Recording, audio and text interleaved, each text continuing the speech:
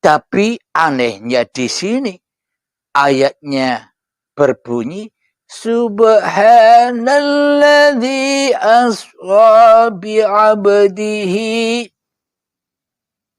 Maha suci Allah yang memperjalankan hamba-hambanya.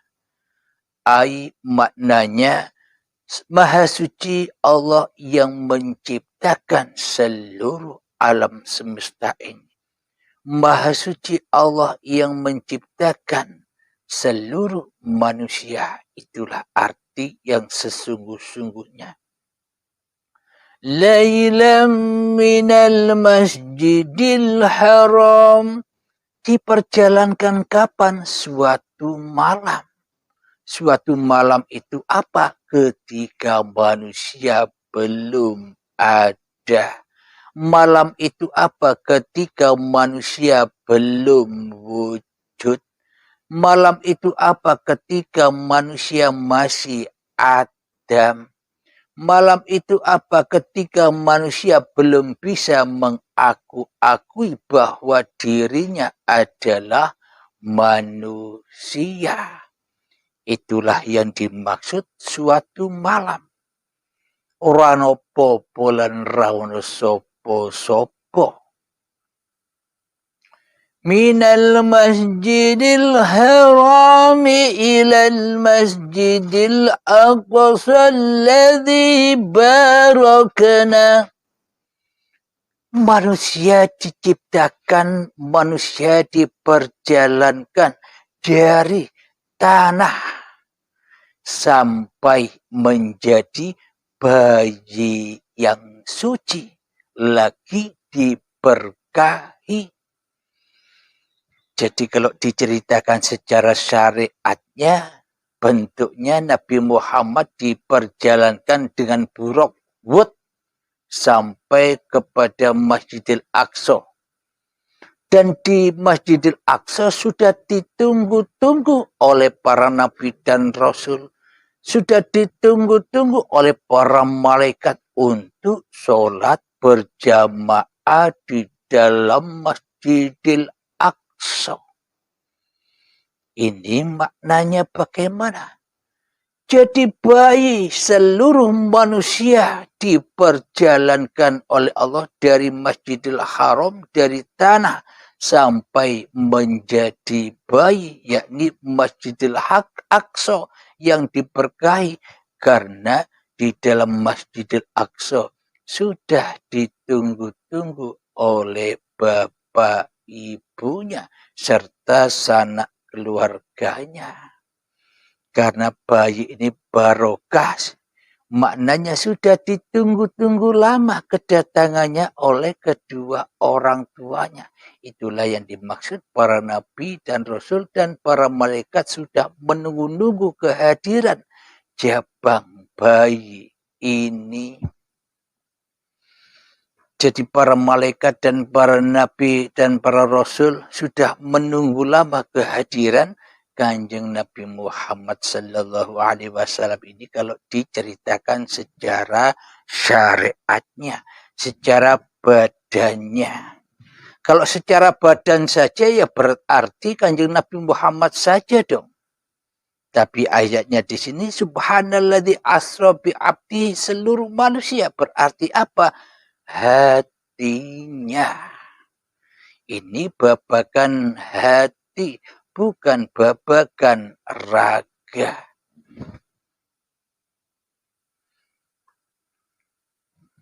Itulah perjalanan Kanjeng Nabi Muhammad dan itulah hakikat seluruh perjalanannya manusia.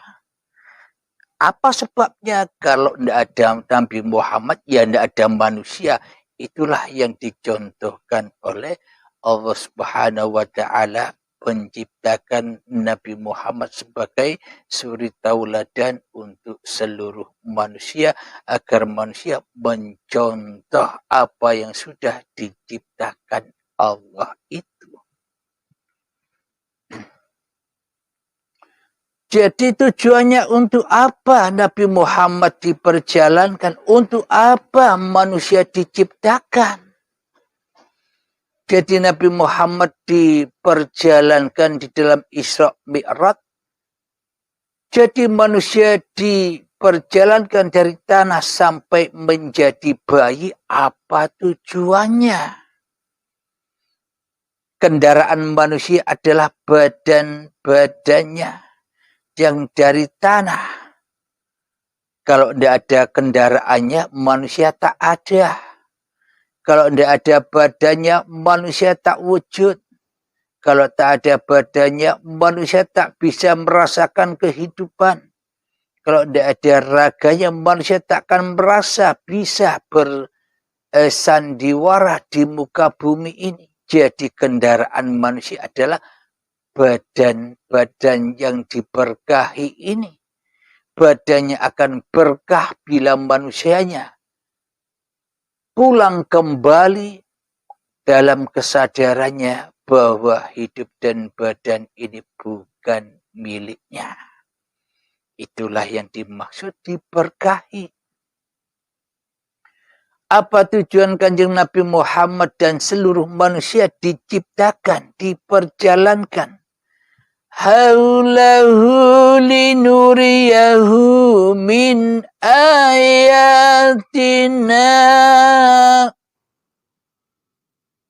Agar kami perlihatkan kepadanya sebagai tanda-tanda kebesaran kami. Sesungguhnya dia maha mendengar, maha melihat. Jadi supaya kita melihat, membaca tanda-tanda kebesaran Allah di dalam hidup dan badan ini loh yang wajib dibaca. Yang wajib disimak. Kitab sucimu sendiri. Jadi setiap diri manusia dibekali kitab-kitab masing-masing dirinya.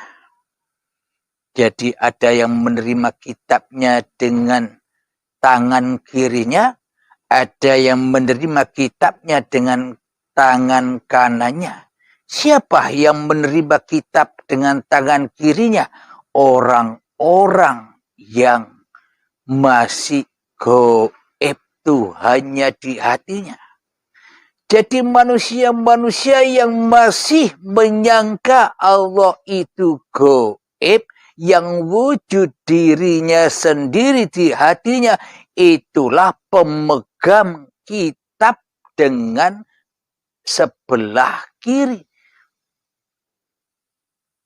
Menjulurkan tangannya untuk menerima kitab, tapi dengan tangan kirinya masih tersembunyi barokahnya Allah, masih tersembunyi kewujudan Allah, masih tersembunyi kehidupan Allah, masih tersembunyi kekuasaan Allah bagi diri manusianya, hingga kitabnya diterima dengan tangan kirinya dan beleduk, tak pernah dibaca selama ini. Karena menerima rapotnya dengan tangan kirinya, akhirnya Allah ya goib terus. Akhirnya Allahnya ya rawujud terus. Akhirnya Allahnya ya raurib terus. Akhirnya Allahnya punya kuasa atas dirinya. Karena kitabnya sudah dipegang dengan tangan kirinya. Karena manusianya ora gelem. Karena manusianya tidak mau berkedudukan menjadi makhluk. Manusia inginnya berkedudukan menjadi khalik di hatinya. Manusia merasa wujud dirinya dibanding Tuhannya. Manusia merasa hidup dirinya dibanding Tuhannya. Manusia merasa berkuasa dirinya dibanding Tuhannya di hatinya. Inilah manusia-manusia yang menerima kitabnya dengan tangan kirinya, yang menerima rapotnya dengan tangan kirinya. Tanda-tandanya apa? Allahnya rada di pangeran. Allahnya goib, Allahnya raono, Allahnya gawe. Apa? Allahnya hanya gawe bujuk-bujukan saja. Ngaku menyembah Allah, ngaku mempertuhankan Allah, tapi di nyatanya di dalam hatinya Allahnya rawono, Allahnya rawujud, Allahnya rakuoso, Allahnya raurip sing wujud, manungsane dewe daripada Tuhannya. Inilah orang-orang yang tersesat. Jadi tidak usah nunggu nanti orang yang menerima rapotnya, yang menerima kitabnya dengan tangan kanan dan kiri. Sekarang sudah terjadi, bro. Sudah terjadi. Maka dari itu kalau kita hanya duduk manis di syariat saja, ya terlena dengan semua cerita-cerita itu. Akhirnya ya kita tenggelam sendiri di dalam hawa nafsu kita sendiri selama ini. Jadi pemegang kitab-kitab amanah dari Allah itu siapa?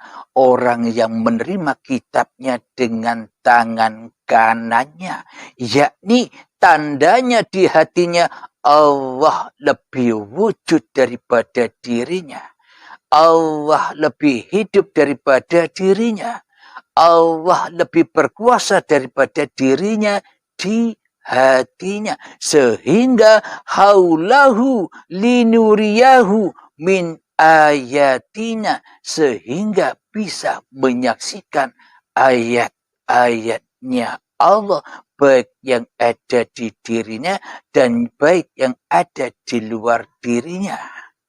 Jadi luar dan dalam esa keberadaannya. Ibarat gelas, jadi gelasnya udaranya selama ini ketika kita menerima kitab dari tangan kiri, gelasnya tertutup. Tertutup Abdul Halimnya. Jadi Abdul Halim menciptakan negara sendiri, menciptakan urip sendiri yang ada di dalam gelas ini. Udara yang ada di gelas ini diakui uripe Abdul Halime. Sehingga apapun yang dilakukan, baik ibadah, sholat, tahajud, puasanya, ambune basin jadi racun, bau busuk. Kenapa? Karena ditutupi oleh Abdul Halimnya. Ketika kitab itu sudah dipersembahkan kembali, kekuasaan sudah dipersembahkan kembali, kewujudan sudah dipersembahkan kembali, kehidupan sudah dipersembahkan kembali, kekuasaan sudah dipersembahkan kembali kepada uripe Allah, maka bukalah, esalah hidup yang ada di dalam gelas dan kepada hidup yang ada di luar gelas. Jadi esa lagi seperti bayi lagi ketika Abdul Halimnya sudah mempersembahkan dirinya kembali ke hadirat Allah Subhanahu wa ta'ala. Inilah yang dimaksud buruknya ini. Berkah. Masjidil Aqsa alladzi barakna. Jadi kendaraan manusia itu adalah dirinya sendiri. Jadi diri kita sendiri ini dibuat kendaraan untuk selingkuh kepada Allah atau dibuat kendaraan untuk bertemu kepada Allah. Alhamdulillahirabbil alamin. Jadi terbongkarlah apa yang diberitakan Allah. Manusia akan menerima kitab-kitabnya. Ada yang dengan tangan kirinya menerimanya dan ada yang dengan tangan kanannya ia menerima kitab-kitabnya. Ini sudah datang masanya, sudah berlangsung masanya. Jadi kitab diri manusia yang selama ini diterima oleh tangan kirinya, manusianya jadi Tuhan di dunia ini. Sambil minum, sambil Al-Qur'annya saya tutup kembali, sudah. Karena ayatnya sudah saya bacakan, tinggal penjabarannya.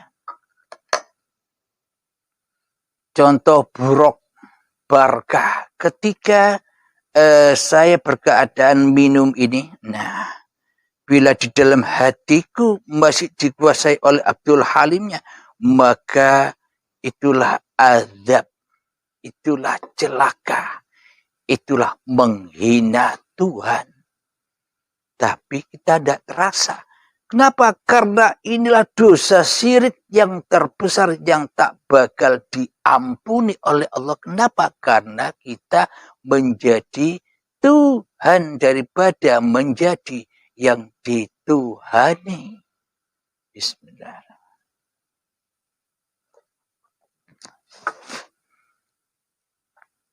Sambil ngerokok ya. Alhamdulillahirabbil alamin. Mohon maaf.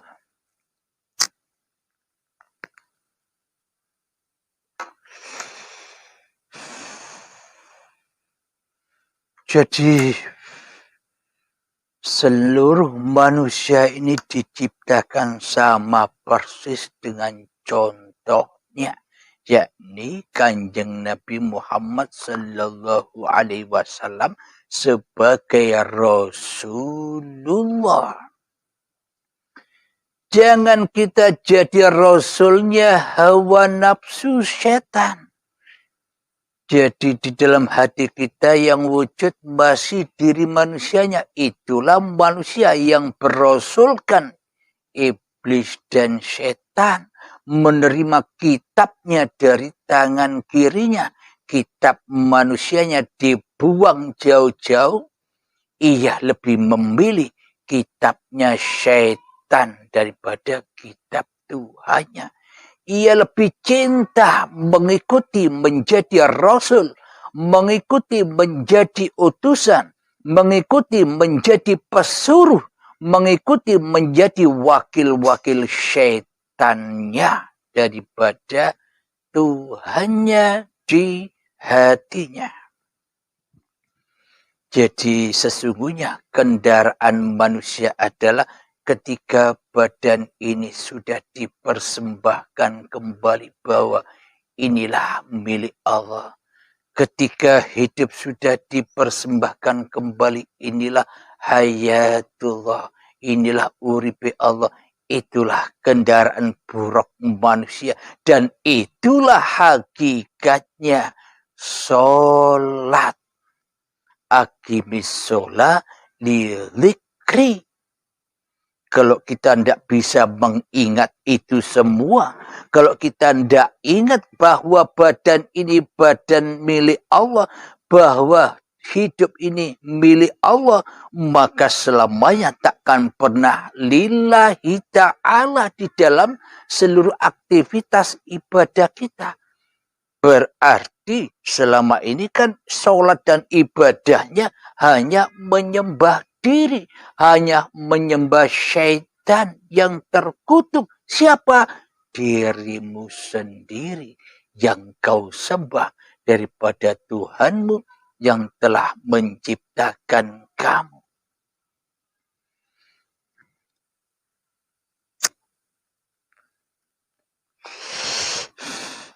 Jadi keterangan di sini jelas sudah.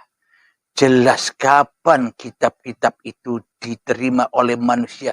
Ya saat hidup di dunia inilah kitab-kitabnya sudah dibaca sendiri-sendiri. Tapi manusia kebanyakan membaca kitabnya iblis dan setan yang tidak mau bersujud kepada Adam daripada manusia membaca kitab sucinya yang mana manusia mau sujud kepada keadamannya. Mau sujud, mau terima dengan legowo, dengan rela dan ridho bahwa dirinya bukan siapa-siapa dan bukan apa-apa. Manusianya lah yang laisa kamislihi syai'un, yang bukan apa-apa dan bukan siapa-siapa. Persis dengan ayat dengan yang ada di dalam surat Al-Insan ayat pertama, bahwa manusia itu bukan apa-apa dan bukan siapa-siapa. Manusianya itulah yang laisa kamislihi syai'un. Kebanyakan mayoritas manusia menyatakan kebanyakan mayoritas manusia terlena bahwa Allah lah yang laisa kamislihi syai'un. Bila Allah yang laisa kamislihi syai'un, sampai kapan Anda jadi Tuhan? Bila Allah yang laisa kamitslihi syai'un, selamanya Anda takkan pernah bertemu dengan Tuhan jika Anda masih menjadi Tuhan pada diri Anda sendiri. Saya bukakan bukti yang nyata bahwa laisa kamitslihi syai'un itu adalah manusianya yang bukan apa-apa dan yang bukan bersiapa-siapa. Orang sesebutan manusia.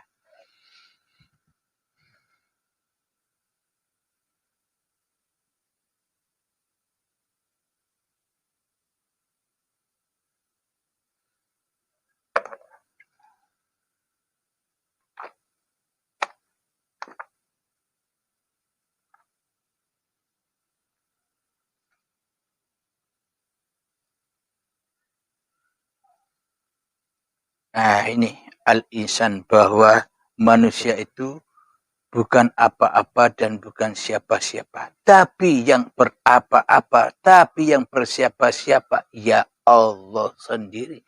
Tapi manusia selama ini ngaku bisa apa-apa dan ngaku bisa bersiapa-siapa. Karena manusianya sudah ngaku jadi Allah tapi rakroso. Tak ada Tuhan di hati manusianya kecuali dirinya sendiri.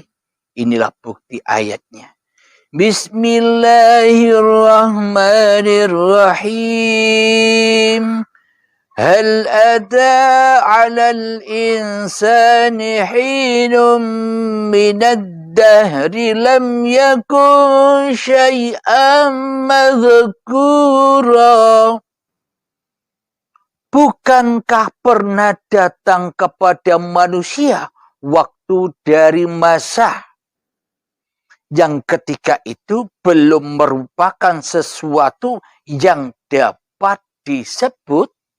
Ini Allah memberitakan kepada manusia, seluruh manusia, agar kita bisa membaca diri kita, agar kita bisa mempersembahkan kembali bahwa hidup dan badan ini hanyalah zahir batinnya Allah, bukan milik manusia. Manusia tak punya sifat apa-apa. Jangan sombong, wahai manusia. Jelas sekali, subhanallah. Sama halnya Allah maha gaib dan Allah maha nyata. Bila di dalam hati kita Allah maha gaib, pasti yang nyata adalah diri manusia kita yang jadi Tuhan. Akhirnya itulah yang dikatakan, inna syaitana lakum aduwwum mubin. Sesungguhnya syaitan itu adalah musuh yang nyata bagimu. Siapa yang wujud di dalam hatimu, dirimu kah? Itulah hakikat syaitan itu. Dan kalau kita tidak tahu siapa yang kita musuhi, siapa yang harus kita perangi, sampai kapan kita bertemu dengan yang menciptakan diri kita. Alhamdulillahirabbil alamin. Semoga di dalam pertemuan pagi ini saya khususnya dan kita semua bisa dipahamkan oleh Allah. Kita menerima kitab-kitabnya Allah dengan tangan kanan kita.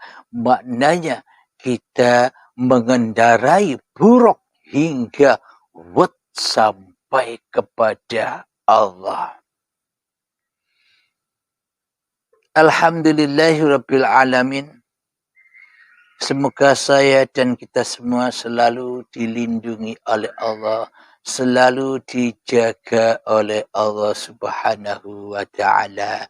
Amin ya rabbal alamin. Bagi para sahabatku yang di Facebook, silahkan bila ada pertanyaan-pertanyaan, semoga saya bisa menjawabnya. Silakan. Ayo, Dimasku yang imut, silakan. Bila ada pertanyaan, sahabat-sahabatku yang imut-imut yang lainnya, silakan. Bila ada pertanyaan sebelum kami tutup, saya tunggu sambil minum jahe hangat dan merokok.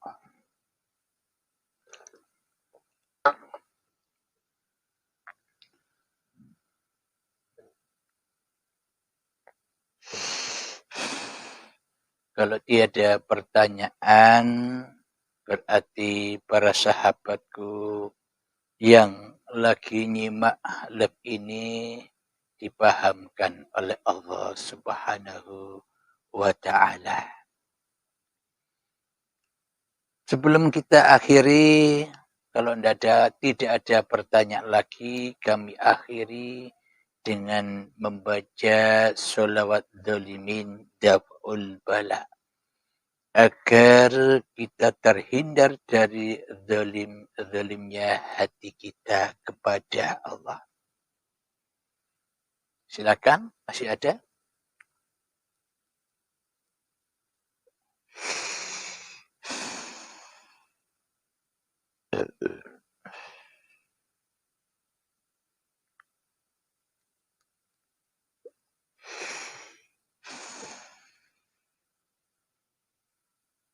Alhamdulillahirabbil alamin. Ternyata semua sahabat memahami apa yang sudah disampaikan. Semoga saya dan kita semua senantiasa dipahamkan oleh Allah Subhanahu wa ta'ala. Amin ya rabbal alamin. Allahumma salli ala sayyidina Muhammad wa ashghili zalimin bizalimin. Allahumma salli ala sayyidina Muhammad wa ashghili zalimin bizalimin. وأخرجنا من بينهم سالمين وعلى آله وصحبه أجمعين.